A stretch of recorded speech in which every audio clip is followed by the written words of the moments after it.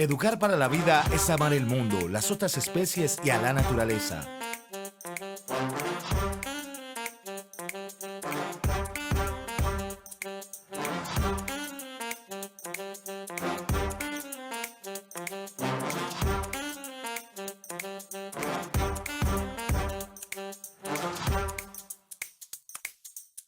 Es dejar el mundo en las mejores manos.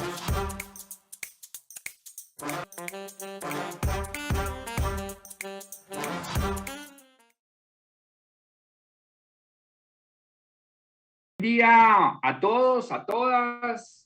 Buen día por la mañana o buen día por la tarde, depende de donde nos estén viendo, donde nos estén oyendo.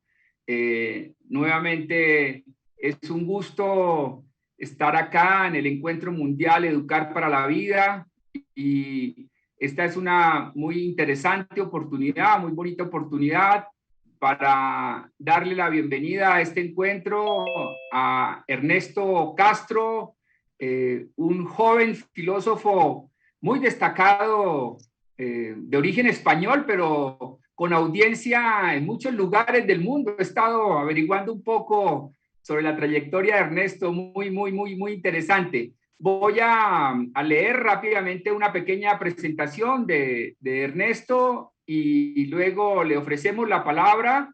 Me dice que va a intervenir durante unos 30 o un poco más de minutos, y a partir de ahí buscaremos generar un diálogo con la audiencia, con las personas participantes en este espacio. Entonces, sobre Ernesto, ahora ¿dónde está Ernesto? Acá está.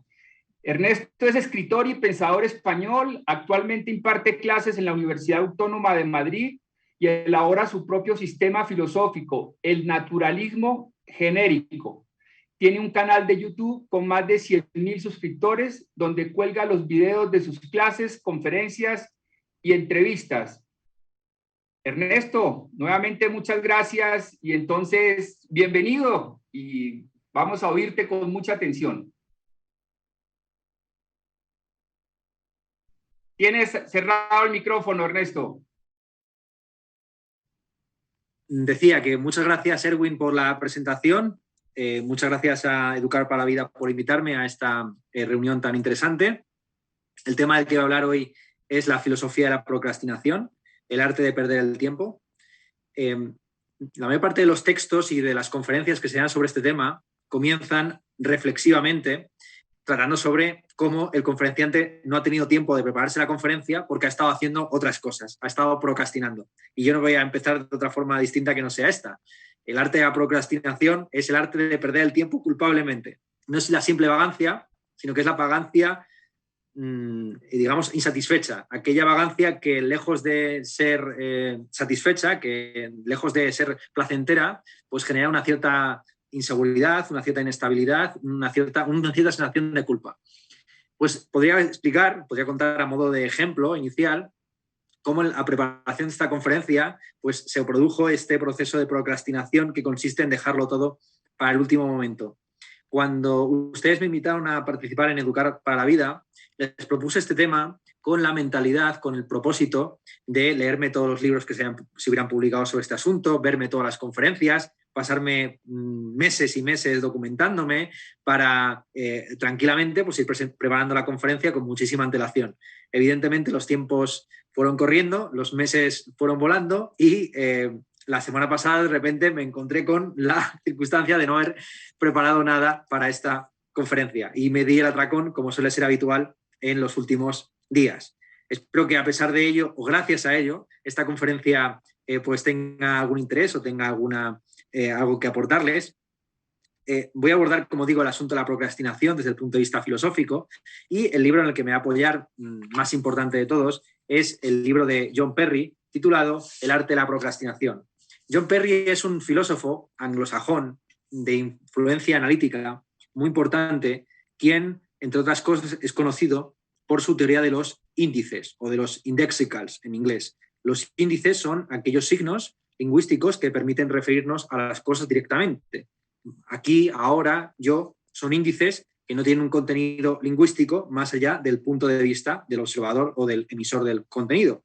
Aquí puede significar aquí en España, aquí en Colombia, aquí en México, aquí vale para cualquier sitio. Y del mismo modo, todos y cada uno de nosotros nos referimos a nuestra propia subjetividad con el pronombre yo.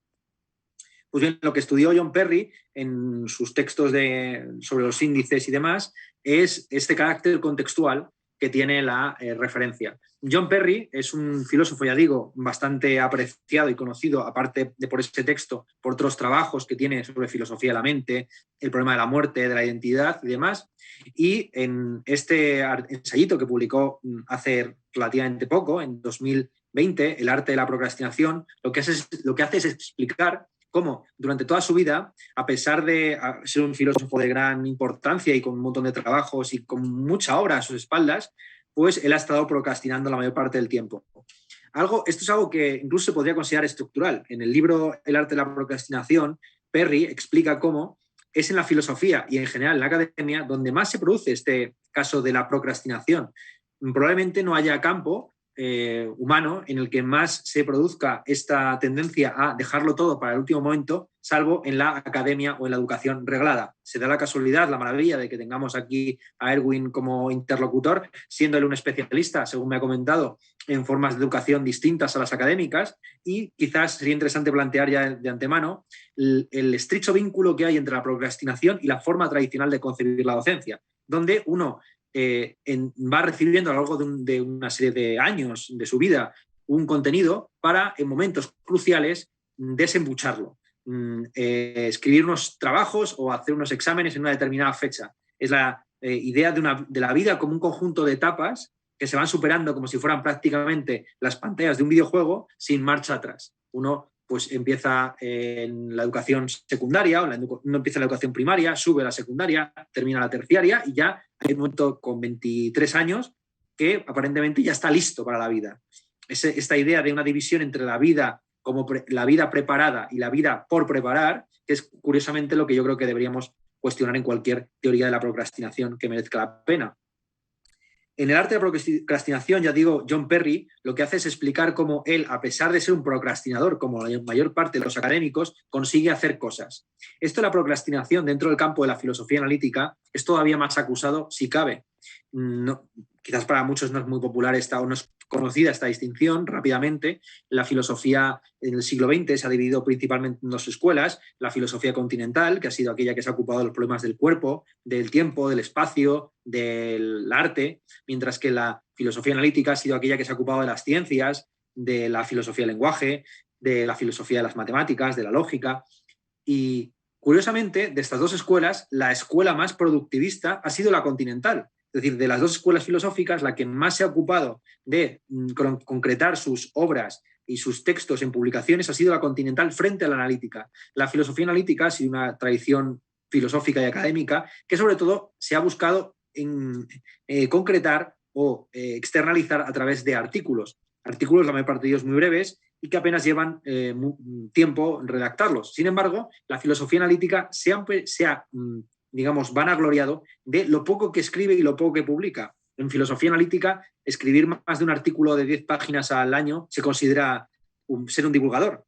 Y aquí empezamos a ver el vínculo tan estrecho que existe entre filosofía, en este caso analítica, y procrastinación. No solamente que la academia en general privilegie la idea del deadline y, por lo tanto, la idea del atracón final antes del desembuche, ya sea en el examen, ya sea en la entrega del trabajo, sino que en el caso de la filosofía analítica hay un refuerzo todavía mayor que viene dado por esta idea casi elitista del club de los filósofos en Oxbridge o en las grandes universidades anglosajonas que se reúnen cada poco para debatir sobre pequeños asuntitos en torno al té, frente a una concepción más tradicional del intelectual público que debe salir a torear, que debe comprometerse con determinados movimientos, que debe participar en la esfera pública, que debe opinar sobre lo divino y lo humano, que es la visión de la filosofía continental y que por lo tanto está vinculada a un cierto productivismo. Ya digo esta paradoja de antemano, que es que los que más vinculados están a la ciencia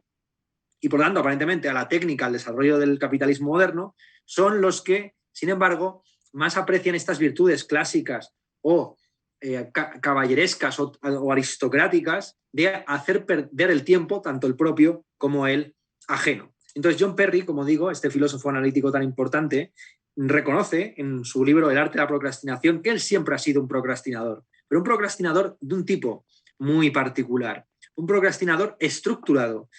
La procrastinación estructurada es una forma de perder el tiempo que, sin embargo, es productiva en la medida en que obliga al procrastinador a hacer siempre aquello que es subóptimo. A ver si me explico. La diferencia, ya digo, entre el vago y el procrastinador es que el vago no tiene por qué pasarlo mal en su vagancia, frente al procrastinador, que, como ya hemos dicho, es insatisfecho, se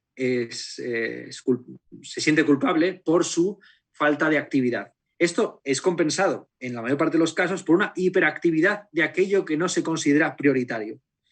El procrastinador hace un montón de cosas siempre y cuando no estén en lo más alto de sus prioridades.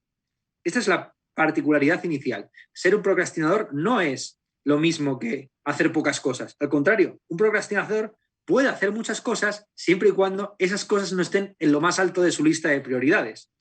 Hace esas cosas como una forma de evitar hacer las que él considera las más importantes. Este es el primer elemento que John Perry saca sobre la palestra, que pone de manifiesto, a saber, la procrastinación no tiene por qué estar reñida con la productividad. Al contrario, el capitalismo contemporáneo y el sistema de producción científico y el modelo de la academia es un modelo procrastinador que se basa en la idea de un deadline que uno debe cumplir y hacia el cual uno se aproxima asintóticamente hasta el momento en que ya no queda otra cosa que ponerse manos a la obra. Así hay un vínculo curioso entre la hiperactividad y la debilidad de la voluntad o la procrastinación estructurada. John Perry, en su libro, cuenta cómo en una ocasión se acercó a Patrick Supps, o Supps, nunca he llegado a pronunciar, nunca he escuchado a ningún anglosajón pronunciar este nombre, y ya se sabe que en inglés los nombres se pueden pronunciar de 40.000 formas dependiendo, o sea, no hay una forma humana de saber cómo se pronuncia un nombre hasta que uno lo descubre. A mí los dos apellidos que siempre me han dado más quebrados de cabeza han sido el de Dewey o Dewey y el de Bark o Burke, en fin, hay mil maneras de pronunciar estos apellidos según con quién te encuentres. Pues entonces, John Perry, como digo, él cuenta cómo se acercó a Patrick Suppes con 2 P's, que es un filósofo de la ciencia muy conocido, y cuando era joven, él estaba estudiando la carrera, le preguntó a Supps o a Suppes, Patrick, ¿cuál es el secreto de la felicidad? Y entonces Suppes le dice, esto es muy sencillo, consiste en conocerte a ti mismo hasta el punto de saber cuáles son tus defectos y a continuación asumir la conducta que privilegia aquellos defectos, ¿no? Entonces, basta con saber cuáles son los problemas o los defectos que uno tiene y a partir de esas debilidades o defectos hacerse uno fuerte en ellas. Entonces, John Perry lo que propone, conforme a esta filosofía un poco cínica de la vida, es explicar cómo uno puede ser, en su libro, procrastinador y al mismo tiempo productivo, funcional, vamos a decirlo así. El criterio que debe seguir un procrastinador para hacer cualquier cosa en la vida, según John Perry, es llevar a cabo un triaje de tareas. Es decir, saber de antemano cuáles son aquellas tareas en las que uno quedaría satisfecho aun a pesar de no hacerlas perfectamente. El procrastinador, dice Perry, es curiosamente un perfeccionista, pero no en el sentido de que haga las cosas perfectas o que se empeñe en hacerlas perfectas, sino que siente una fascinación secreta, tiene una fantasía constante de hacer las cosas perfectamente. Y es justamente ese perfeccionismo fantasioso de, si yo pudiera pasarme meses y meses leyendo sobre la procrastinación, qué buena conferencia daría, lo que lleva al procrastinador, a mí mismo, a ir posponiendo la tarea. Porque como uno nunca se encuentra en un estado perfecto para hacer nada, el procrastinador toma como excusa o como modelo esa perfección para ir posponiendo la realidad de la acción humana, que siempre es imperfecta, por definición. Entonces, el procrastinador, según John Perry, debe, evidentemente, de acuerdo con su naturaleza, ser consciente de que nunca va a hacerlo perfecto, de que la idea de la perfección es justo un impedimento para la acción. Es lo que pospone constantemente los deberes que tenemos que cumplir para un futuro, bajo la idea de que ya se darán mejores situaciones, mejores condiciones, mejores posibilidades en ese futuro que nunca llega. Entonces, justamente ese perfeccionismo, esa idea de ese sueño con la fantasía de hacerlo perfecto, lo que lleva al procrastinador a no hacer nada hasta que ya la alternativa no está entre hacerlo mal, bien o perfecto, sino la alternativa está entre no hacerlo o hacerlo muy mal y hacerlo como se pueda. ¿Bien? Es en ese momento en el que el mono de la gratificación instantánea se sustituye por el monstruo del miedo a la derrota, que el procrastinador se pone a hacer algo. Hacerlo perfecto resulta inalcanzable, pero oponerse o evitar caer en la más lamentable de las vergüenzas sí que es alcanzable. Ese es el momento, ya digo, en el que el procrastinador deja de ser un vago o un posponedor para convertirse en un agente activo. ¿Bien? El momento en que abandona su fantasía de perfección y simplemente se enfrenta a la cruda realidad de que o bien lo hace o bien no lo hace, pero que siempre haga lo que haga será imperfecto, por lo menos desde su punto de vista. Yo puedo estar dando la mejor de las conferencias sobre la procrastinación, pero desde mi propio punto de vista, esta no es la conferencia perfecta que yo podría haber dado. Y a lo mejor, si comparamos esta conferencia que yo les he dado con esta semana de preparación urgente frente a la conferencia ideal que a mí me hubiera gustado dar, con varios meses de preparación, lectura de textos profundísimos, etcétera, pues nunca esta conferencia probablemente para ustedes sería mejor que la otra. A lo mejor la otra era muy pesada, demasiado larga, demasiado pedante, demasiado incluso detallista, mientras que esta, que tiene que volar sobre los propios huecos que yo me he hecho en mi formación al dejarlo todo hasta el último momento, pues tiene estas características que ustedes pueden apreciar o no. No sé si la improvisación o una cierta ligereza o una extensión más limitada o acotada.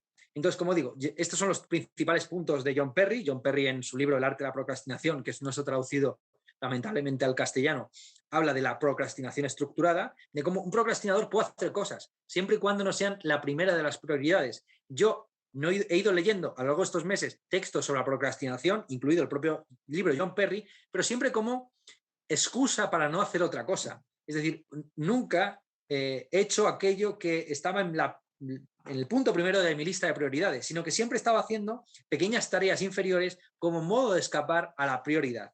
Entonces, con esto ya nos enfrentamos, nos vamos aproximando poco a poco a la idea filosófica de la procrastinación. ¿Bien? ¿Qué es exactamente esto de la procrastinación? ¿Cómo podemos aprenderlo? ¿Cómo podemos acercarnos a este concepto?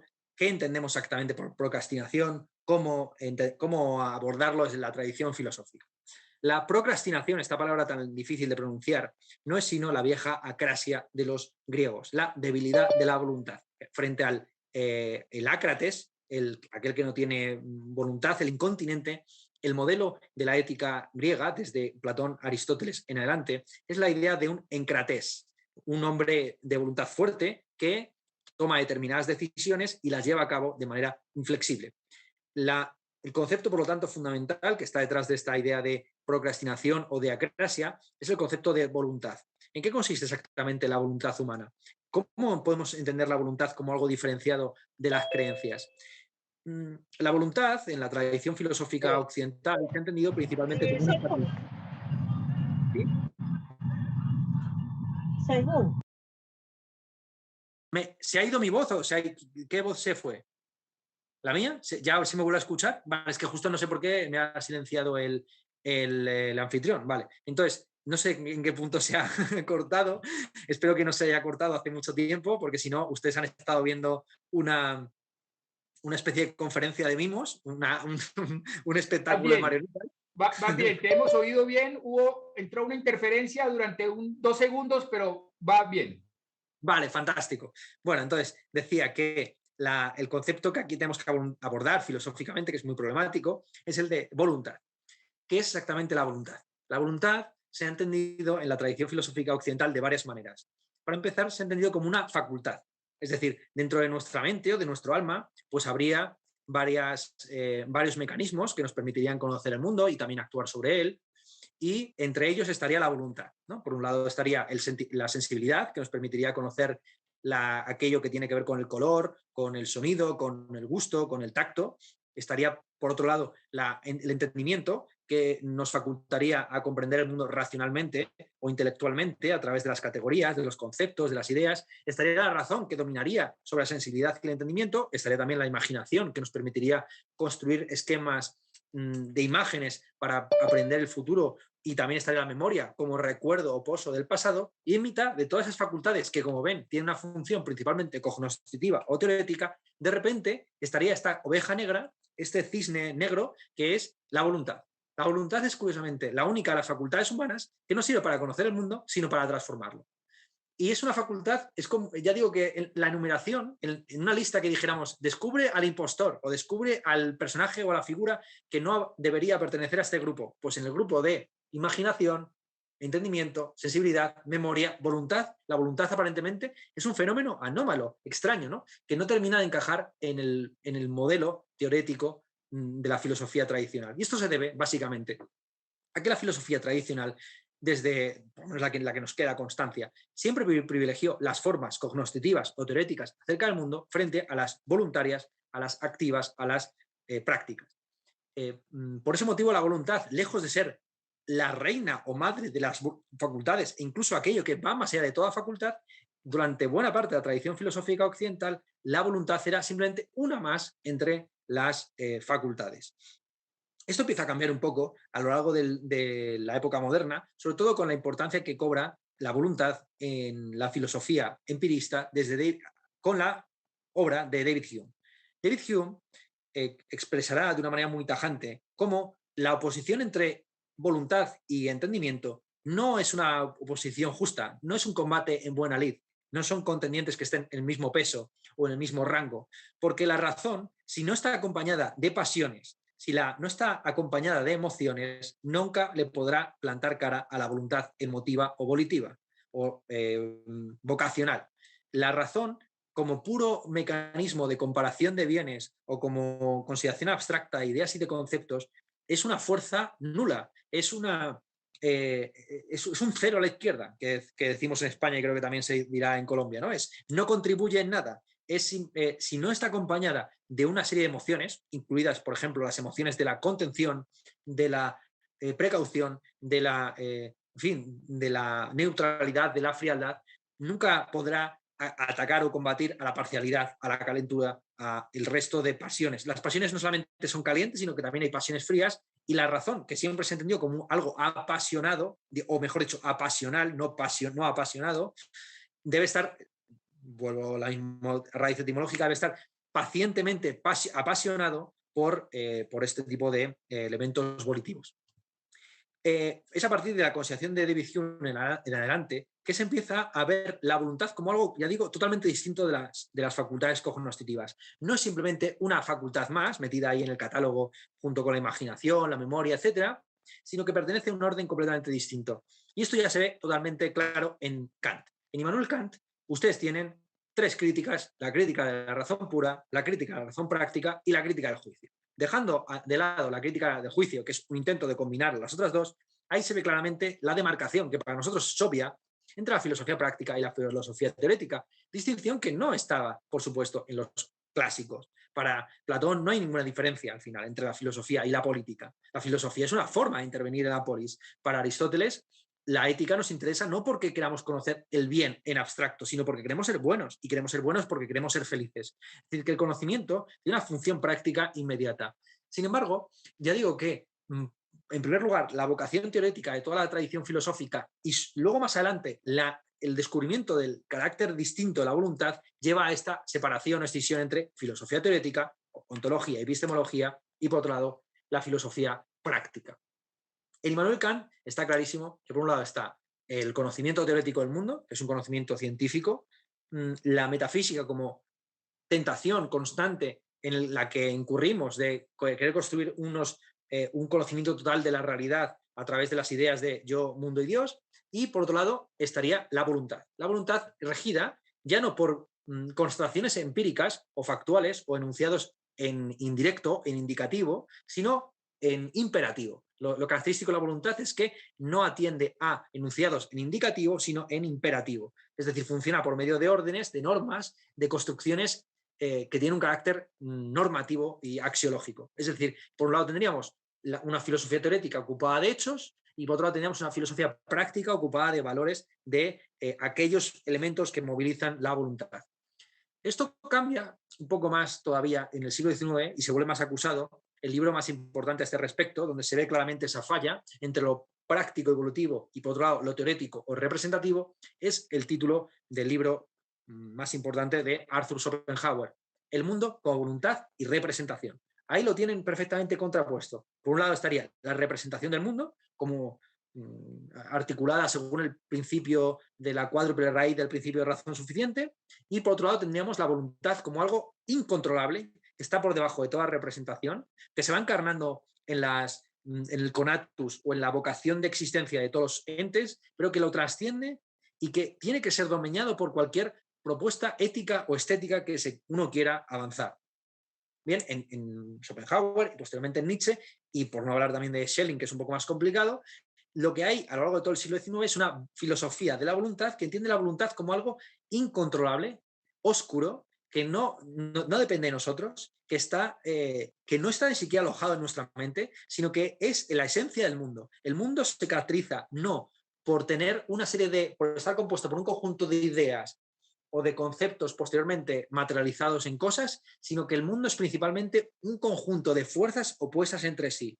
Esa es la lectura que ofrece Schelling de la ética de Spinoza, frente a la sustancia que va emanándose en atributos y posteriormente en modos. Lo que tenemos en la filosofía del siglo XIX es una filosofía volitiva que busca constantemente entender el mundo como un conjunto de fuerzas, ¿vale? Entonces, si llegamos finalmente al presente, en el presente, ¿cómo podemos entender esta procrastinación, esta debilidad supuestamente de la voluntad, esta acrasia? Porque para los griegos estaba muy claro, el hombre débil de voluntad es aquel simplemente que no se ha conquistado a sí mismo. La propuesta práctica de la ética en Grecia consiste primero en transformarse uno a sí mismo para a continuación transformar el mundo.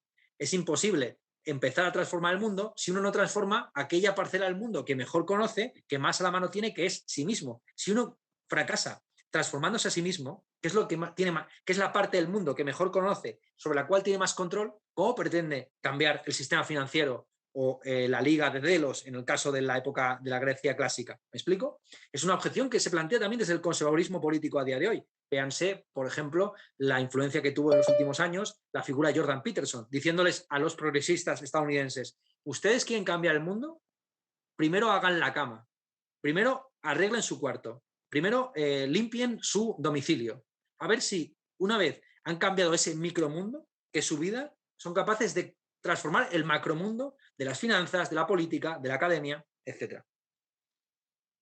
Entonces, ¿cómo entender la debilidad de la voluntad hoy, sin caer en estos viejos esquemas tan absurdos de la conquista de uno mismo, el dominio sobre uno mismo? Para Platón está clarísimo. ¿Por qué hablamos siempre de que uno es dueño de sí mismo o esclavo de sí mismo cuando ahí el sujeto y el objeto son el mismo? La respuesta de Platón es muy sencilla. Uno es esclavo de sí mismo cuando la parte inferior domina sobre la superior, y uno es dueño de sí mismo cuando lo superior domina sobre lo inferior. Para Platón está clarísimo que las pasiones o las emociones son inferior, que se debe supeditar a la razón. Pero una vez desmantelada esta concepción jerárquica de nuestro propio alma o de nuestro propio psique como algo compuesto por etapas o por planos o por pisos, lo que hay que ver es cómo entendemos esta acrasia, cómo entendemos esta debilidad de la voluntad. ¿Es acaso una falta de información? Es decir, la gente es débil de la voluntad porque no está correctamente informada. Este es un sueño ilustrado, ¿no? Basta con informar a la gente, basta con que la gente sea sabia y esté completamente al tanto de cómo funciona el mundo para que sean buenos. Claro, lo que hemos visto es que no funciona ni mucho menos. Yo sabía que al final no iba a tener tiempo de leerme todos los artículos y textos y escritos y conferencias sobre la acrasia y sobre la procrastinación. Yo sabía que al final lo iba a dejar todo para la última semana, pero no obstante, me hice la fantasía de qué buena conferencia daría yo sobre la procrastinación si pudiera leerlo todo. No es la información, no es la falta de contexto lo que define al que tiene la falta de voluntad, porque entonces no habría diferencia entre la falta de voluntad y la imprudencia en general. Una persona que va a la guerra no estando informada de que en la guerra se pegan tiros de verdad y la gente muere de verdad, pues ese es un imprudente o es un irreflexivo, pero no es desde luego alguien que tenga debilidad de la voluntad. Puede tener una fortaleza total de voluntad y ser perfectamente coherente con sus actos una vez que esté correctamente informado. Pero lo que nos pasa a todos nosotros, que comemos alimentos que no deberíamos comer, nos relacionamos con personas con las que no deberíamos relacionarnos, hacemos actividades que sabemos que nos vienen mal, nuestro problema es un problema cognoscitivo. No es un problema de que tengamos una falsa conciencia de la realidad, no es un problema ideológico, sino que es un problema de otro índole. Eso es un problema que tiene que ver con la voluntad, justamente, no con el entendimiento, la imaginación, la memoria, ¿me entienden? No tiene que ver con esas facultades teoréticas. No es un problema teórico, el de la acrasia o la procrastinación no es un problema teórico, es un problema práctico. Y la cuestión es saber o ver exactamente en qué consiste ese problema práctico. Para los clásicos ya digo que era una cuestión de autoafirmación, de conquista de uno mismo, de dominio. Ese es el sueño del estoicismo, ¿no? Si uno es capaz de controlarse a sí mismo, ya no le debe nada al mundo, porque se hace dueño de su propia existencia, nada externo le inflige daño y por lo tanto queda emancipado de las obligaciones, de los ires y venires del resto de los mortales. Para los estoicos hay una diferencia crucial, casi de especie, natural, entre el sabio y el ignorante. Pero de nuevo lo veían desde el punto de vista, véase, teorético. El sabio es aquel que conoce el mundo, que sabe que está compuesto de una serie de fuerzas y que siendo consciente de que hay una serie de elementos en la vida social que no dependen de su voluntad, nunca se preocupa por esos bienes. Esos son los bienes llamados indiferentes por parte de los estoicos. La riqueza, la fama, la apreciación social, todo esto son elementos que uno no es dueño de ellos. Yo no puedo, por mucho que yo quiera, yo no puedo imponerles a ustedes que me aprecien, que me quieran, que me respeten, nada de eso depende de mi voluntad. Pues bien, para los estoicos, todas esas cosas que la mayor parte de la gente considera bienes, pero que en realidad no dependen de la voluntad, deberían entenderse como indiferentes. Indiferentes en el sentido de que cuando uno los tiene, los puede apreciar, pero cuando uno los echa en falta, no debería tener una cierta nostalgia hacia ellos. Entonces, la idea básica es esa. Todo lo que no depende de la propia voluntad no es un bien, sino que es una entidad indiferente, respecto de lo cual no cabe tener ni una pasión fuerte, ni tampoco una pasión débil, simplemente volverse apático, poner entre paréntesis dichos deseos. Entonces, ya hemos visto que la acrasia o la debilidad de voluntad no es una cuestión de información, será una debilidad de la voluntad. Y yo la respuesta es, digo no. La acrasia, la procrastinación, no se debe a que uno sea débil, sino que dentro de sí mismo tiene fuerzas demasiado fuertes, tiene voluntades opuestas demasiado fuertes. Vuelvo a Nietzsche. El asunto es entender la voluntad como un elemento ontológico del mundo que nos constituye y nos atraviesa. Todos y cada uno de nosotros somos una especie de punto, de una red de fuerzas donde hay un montón de elementos que vienen a luchar unos con otros. El problema no es un problema de debilidad de la voluntad, sino de fortaleza de las voluntades que se oponen en nosotros mismos. Porque a cada momento, todos y cada uno de nosotros queremos ser muchas cosas. Mientras yo quiero dar esta conferencia, quiero ser entretenido, pero también quiero ser profundo, quiero ser cercano, pero también quiero ser académico, quiero ser un montón de cosas que se oponen entre sí.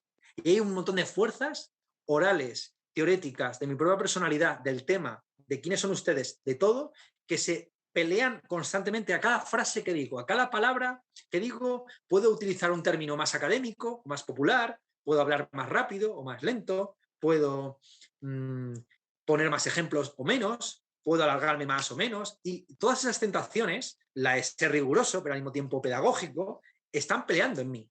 Y la acrasia, la debilidad de la voluntad, la incontinencia, no es que uno sea débil y que la voluntad en él no esté avivada. Al contrario, es que tiene tales fuerzas contrapuestas que no se sabe decidir por ninguna de ellas.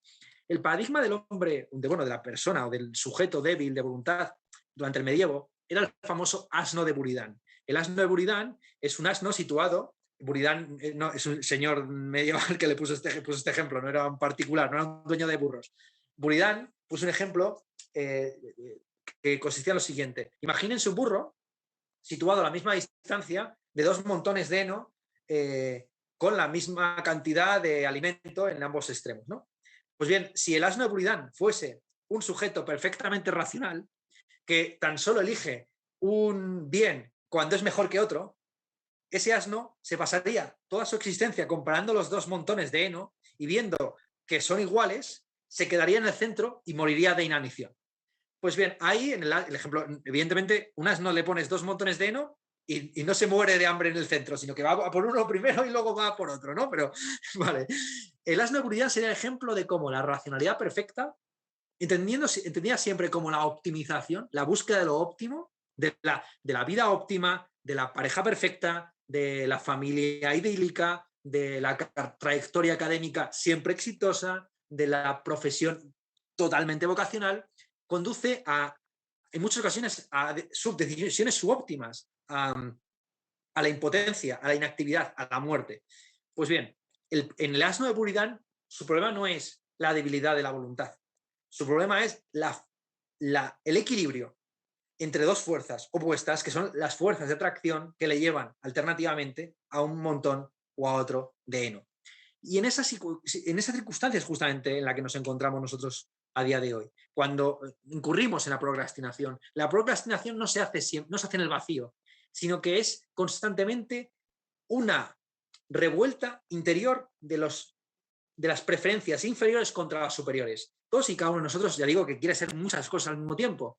Quiere ser buen esposo, buen profesional, quiere ser buena madre, pero también quiere ser, qué sé yo, la persona que baila mejor de tu barrio, quiere ser sexy, pero también quiere ser elegante o distante. En fin, hay muchas vocaciones en uno mismo y eso es justamente lo que se manifiesta en el conflicto del acratés, aquel que presuntamente tiene debilidad de la voluntad.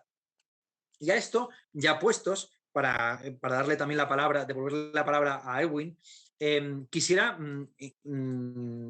introducir el tema de la academia, porque no era un tema del que yo fuera a hablar inicialmente, salvo tangencialmente a la hora de mencionar a este hombre, al John Perry. Una cosa que sería interesante mencionar, ya digo, es cómo la mayor parte de la procrastinación viene dada siempre que hay un deadline. Es decir, que la vida se entiende como una vida hacia objetivos, hacia proyectos, hacia fechas cruciales en las que tu vida va a transformarse. Es la idea de que uno debe sacrificar el presente en nombre de un futuro, pero no un futuro indiferente o totalmente alejado, el futuro de las siguientes generaciones o del más allá. No, el futuro de la semana que viene, que vas a tener que hacer este examen.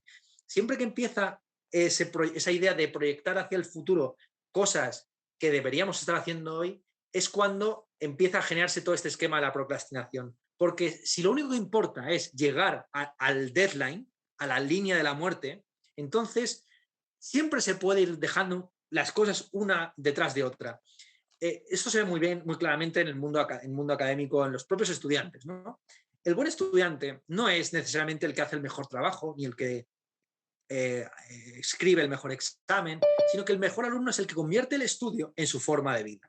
Aquel que entiende que el estudio es algo que forma parte de su día a día, igual que lo es comer y dormir. A nadie le tienen que recordar, como si fuera un deadline, que a las 12 de la noche tiene que quedarse dormido, vete tú a saber por qué. Sino que naturalmente su cuerpo, afortunadamente, le genera una serie de estímulos y de inclinaciones a echarse a dormir o a comer a determinadas horas. El estudiante que entiende la carrera académica como una especie de carrera de caballos en la que debe de llegar a determinado punto, en lugar de una transformación de la vida, donde uno debe dedicar cierta parte del día a informarse, a actualizarse, a estar al tanto de lo que pasa a su alrededor, ese es el estudiante que suele ser mediocre, pero no por los resultados, ojo, porque puede ser brillantísimo en los resultados, pero al no haber incorporado la docencia a su modo de vida, mejor dicho, pues fracasa. Pero la educación institucional, académica, contemporánea y desde siempre, tiende justamente a parcelar la vida de esa forma, a entender que hay un periodo de preparación para la vida y un periodo de disfrute o de goce de esa vida. Se trata, ya digo, de sacrificar el presente en pos de un ideal, a hacer cosas a día de hoy que nos parecerían ilícitas, ilegítimas o dudosas, en nombre de un futuro en el que estaremos satisfechos, plenamente gozando de aquello que hemos trabajado previamente.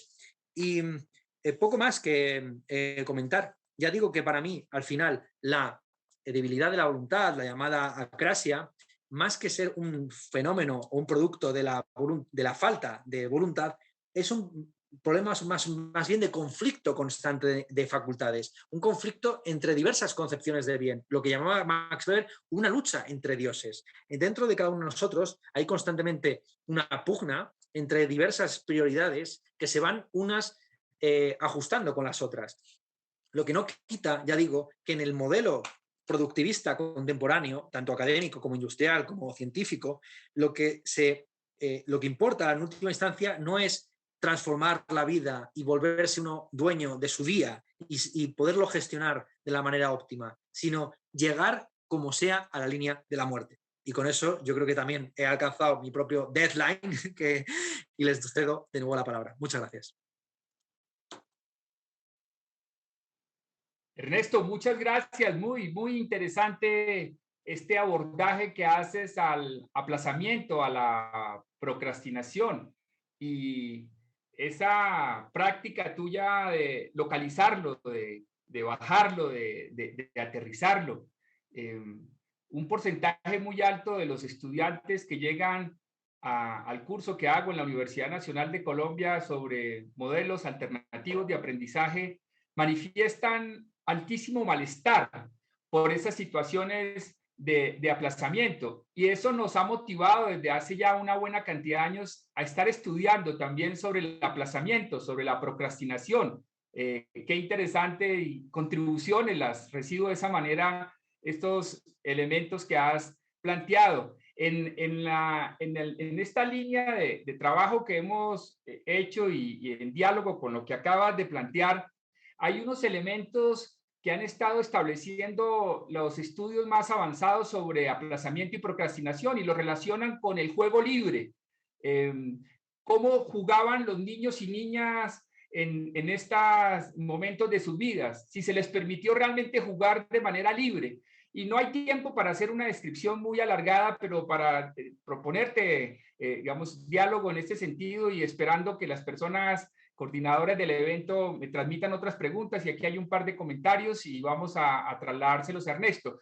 Pero en el sentido de lo que planteaba ahora, estos estudios, estas investigaciones establecen que los niños, niñas que se les permitió ampliamente jugar de forma libre y que se les ha permitido también ser más activos constructores de su proceso de aprendizaje y educación, no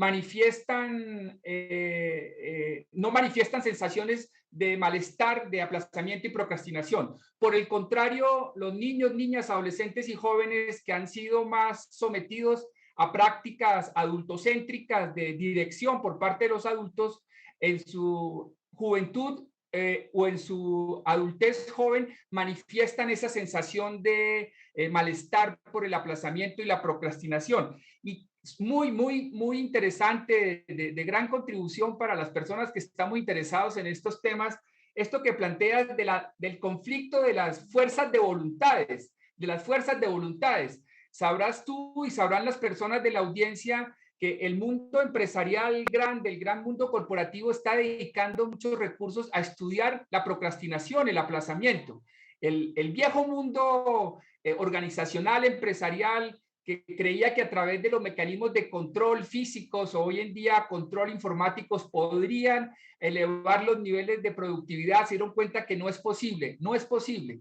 Y están investigando cómo hacer para lograr estimular más lo que llaman la pasión o la motivación por los procesos productivos en el mundo organizacional. Y lo que se han encontrado cada vez más es ese elemento de la procrastinación y el aplazamiento. Y ahí termino este planteamiento, este comentario en torno a lo que has dicho, con una frase que se ha hecho muy popular de empresarios del tipo de Bill Gates, cuando dice que él prefiere contratar personas perezosas. Las personas han generado burlas o diversas interpretaciones por esto que ha hecho este empresario y otros similares, pero esto está directamente relacionado con proyectos de investigación sobre aprendizaje. Lo que han establecido esos proyectos de investigación de aprendizaje establecen que las personas que logran que esas, en palabras tuyas, esas tensiones, esos conflictos de las voluntades están más cerca a proteger los tiempos de ocio pueden ser mucho más creativas, pueden ser mucho más creativas, o sea, las que se han dejado menos someter. Entonces, muy interesante esto que planteabas. Por aquí hay un par de comentarios también, Ernesto. Sí, antes de que me los leas, un pequeño comentario sobre este asunto. Efectivamente, y tiene bastante que ver con, es una buena contribución la que has hecho, y enlaza con una cosa que está muy bien estudiada, que es cómo el modelo de Silicon Valley va muy de la mano de fomentar que uno tenga su propio tiempo para hacer sus proyectos. Y esto yo lo leería justamente en esto que he dicho, de que al final la educación, si penetra en el día a día, será por la forma en la que crea una cierta estructura de la jornada, ¿no? Es decir, costó mucho al capitalismo moderno obligar a la gente a levantarse todos a la misma hora e irse a acostar todos a la misma hora, viendo y digamos que toda la industria del entretenimiento está construida para que ese día a día sea lo más pautado posible. Entonces, te levantas por la mañana y hay unos productos cafeínicos que te despiertan. Sigues a lo largo del día manteniéndote con esos productos cafeínicos y de otro tipo hasta que llega la noche y empiezan los programas de entretenimiento que consisten principalmente en volverte la mente en blanco, y el otro producto para dormirte, que ya sean pastillas para dormir o el alcohol o lo que sea, ¿no? Entonces, y se considera que el que está desajustado es el que, por ejemplo, bebe por la mañana y toma café por la noche. El bohemio, ¿no? El bohemio que se levanta, se toma un chupito de absenta y a las 12 de la noche se pone a escribir poemas con café o con cocaína o con lo que sea. ¿De acuerdo? Entonces, está muy bien visto al final en el mundo empresarial actual, y yo entiendo que, no sé si en Google o en Facebook o en alguno de estos, obligaban a, no sé, cierto tramo de los empleados a invertir al menos, no sé si una hora o media hora al día en un proyecto personal. ¿Eso qué hacía? Eso creaba una costumbre, un hábito de pensar fuera de la caja, de innovar, en fin, crear un vínculo cotidiano con con el trabajo, que no simplemente debes cumplir tal proyecto para tal día, sino, no, te vamos a obligar a que una vez una hora al día estés haciendo lo que tú quieras, pero tienes que rellenar eso de tu contenido. Lo que tú dices, el juego libre, no vamos a pautarte qué es lo que hagas aquí, pero esto sí que lo que sí que te vamos a obligar es que juegues libremente, o sea, la aplicación es de segundo orden, fíjate, ¿no? Eres libre de ser, o sea, puedes ser libre dentro de esta estructura obligatoria, que es, te vamos a forzar a ser libre. Tú durante toda la semana estás llegando tarde o temprano a proyectos completamente pautados, fechas de entrega, etcétera, pero aquí en esta hora tú obligatoriamente vas a ser libre.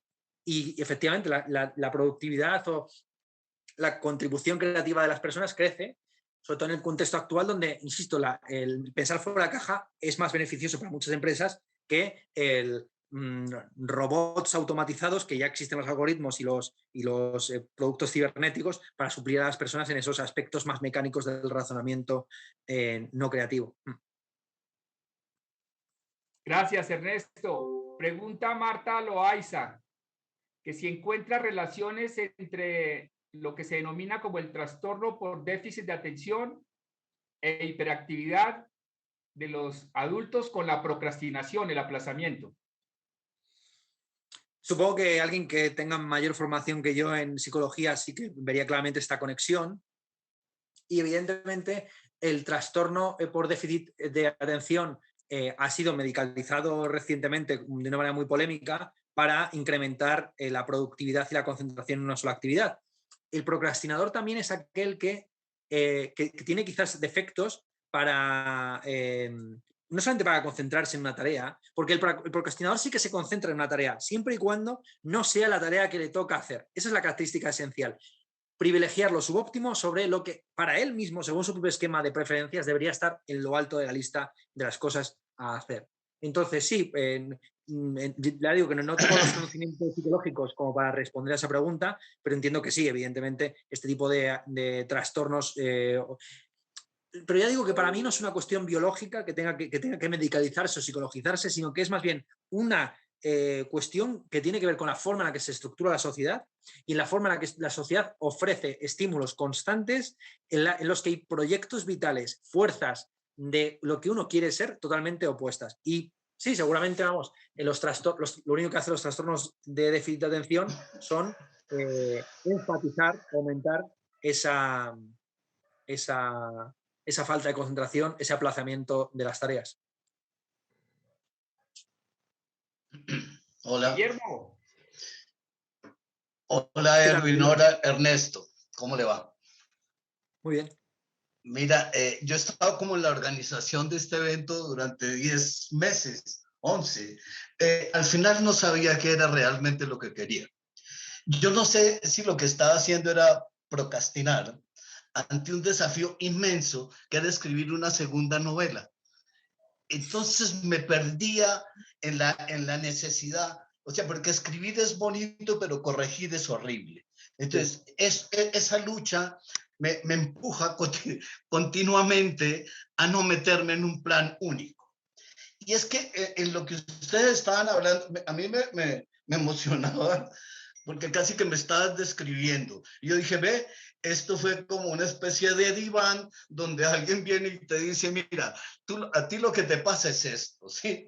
Y me parecía muy interesante, pero más que como una voluntad, una decisión de ser libre completamente.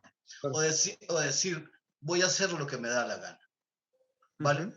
Y como no tengo la fortuna de no trabajar por una institución universitaria, nunca quise. Yo estudié allá en tu país en toda la transición, la viví en la Universidad Complutense en Ciencias Políticas y Sociología. Yo creo que procrastinábamos permanentemente. ¿Sí? Era aquel cuento. A veces decíamos, vámonos para la manifestación. Y ir a la manifestación era una de las formas de aplazar aquel libro horrible de Sabines, creo que era de Historia de las ideas y de las formas políticas, que era un libro que pesaba ahí, era gordísimo, metía 400 autores, bueno, todo en un libro. Entonces, cuando te estaba escuchando, dije, bueno, lo mejor que podía promover la escuela es buenos procrastinadores. Y me parece que en lo que decía, de alguna manera, me pegó a mí también. Era aquel cuento de lo importante no es ser un buen estudiante, sino incorporar el estudio a tu rutina de vida. Eso es. Y siempre lo dije, Ernesto, yo empecé a estudiar sociología cuando salí de la Facultad de Sociología. Claro, eso es así. Los profesores de filosofía, yo por ejemplo, empecé a estudiar en serio filosofía cuando tuve que explicarla, pero también que tiene que ver con el deadline, ¿no? O sea, tú puedes creer que sabes o no a Kant o a Platón o a Aristóteles o a ti mismo, pero cuando tienes que exponerte a ti o a otro autor delante de los alumnos, ahí es cuando sabes si te entiendes a ti mismo o al autor o no, y te entiendas o no, tienes que rellenar un contenido. O sea, tienes una hora de la que hablar y adelante. Y lo que tú dices es cuando se sale de la institución académica, cuando uno empieza a estudiar en serio su propia profesión o su propia disciplina, ¿sí? Fíjate, porque esta conversación debería durar, dejaría procrastinar un rato. Pero mira, una última cosa, porque me causa risa, de que en lo diario, ¿sí? Para mí el enemigo central de la libertad es el plan. O sea, el plan, y entonces ahora le metieron a la gente que emprenda. El emprendimiento es como el enemigo número uno, ¿sí? De este tipo de lo que estamos dialogando. Porque te meten ahí desde joven y, claro, te dan la libertad de que no hagas un estudio de factibilidad y toda la carreta aquella, pero te meten. Y ya estás metido y ya el tiempo lo dedicas a eso. ¿Sí me entiendes? Y bueno, podría hablar mucha carreta, pero voy a dejarte. Creo que una frase yo soy rockero, fíjate, por excelencia, de toda la vida. Leí lo tuyo del trap, y bueno, te he leído y te he seguido y me ha parecido como muy interesante lo que haces. Y me asombra la capacidad que tienes por la edad que tienes, siempre, sí, eso me asombra. Pero fíjate una cosa, una canción de John Lennon que le cantaba a su hijo, el último John Lennon, el que antes, un mes antes de que lo mataran, sacó el disco, le decía al hijo, la vida es lo que sucede mientras estás ocupado haciendo planes. Y eso se ha vuelto ¿cómo decirte? Sí, una permanente reflexión sobre eso. Y cuando habla uno de universidad, la viví, aunque a mí me tocó una universidad muy libre porque venía con los rezagos de Nanterre y todo esto. La universidad es plan que es programa, es tiempo, es límite, es matrícula, es todo eso. Eso no permite que la universidad avance, ¿vale? Pero bueno, te dejo como en paz y podemos hablar otras veces, ¿vale? Claro, sí, muchas gracias, Guillermo. Pues ya nos corresponde despedirnos. Nos están diciendo las personas de la coordinación que ya se acabó el tiempo. Erwin, nos correspondería más bien seguir un vino hablando carreta por fuera del encuentro, ¿eh? Pero bueno, algún día nos vemos allá en Madrid. Sí, claro. Ojalá así sea. Nuevamente, muchas gracias, Ernesto. Nuevamente, Guillermo, muchas gracias por haber ayudado. Un abrazo grande. Este encuentro. Bueno, hasta pronto. Muchas gracias. Chao. Muy amable a todas, a todos. Gracias. Un placer. Chao.